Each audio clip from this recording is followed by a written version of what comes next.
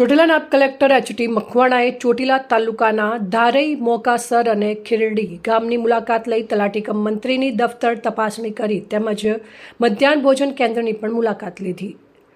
ધારઈ ગામે અનેક લોકોની રજૂઆતો મળતા તલાટી કમ મંત્રી ધારઈને નોટિસ આપવામાં આવી હતી તેમજ ધારઈ ગામના મધ્યાહન ભોજન કેન્દ્રની મુલાકાત લેતા અનેક ક્ષતિઓ ધ્યાને આવતા સંચાલકને તાત્કાલિક ધોરણે છૂટા કરવાના આદેશ આપ્યા.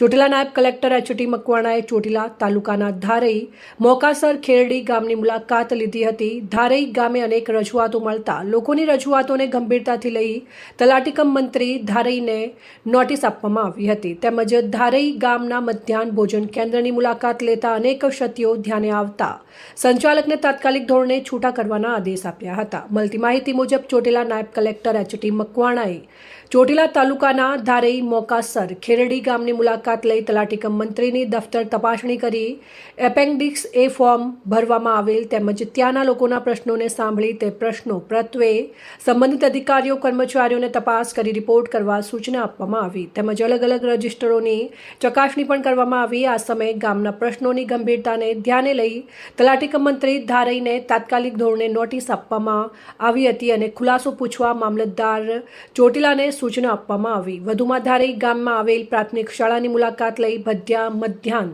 ભોજન કેન્દ્રની તપાસણી કરવામાં આવી. આ અંગે બાળકોને મધ્યાહન ભોજન કેન્દ્રમાં કેટલા જમે છે તેની ખાતરી કરતા 259 વિદ્યાર્થીઓમાંથી ફક્ત 58 વિદ્યાર્થીઓ જ મધ્યાહન ભોજન યોજના અંતર્ગત ભોજન લે છે તેમજ હાજરી રજિસ્ટરમાં તેનાથી વધારે સંખ્યામાં દર્શાવવામાં આવી હતી તેમજ મેનુ મુજબ ભોજન કે નાસ્તો આપવામાં આવતો ન હતો વગેરે ગંભીર ક્ષતિઓ ધ્યાને આવતા ધારઈ ગામના સંચાલક ગિરીશભાઈ ભીમજીભાઈ સીલુને તાત્કાલિક ધોરણે છૂટા કરી ચાર્જની અન્ય વ્યવસ્થા કરવા મામલતદાર ચોટીલાને સૂચના આપવામાં આવી હતી.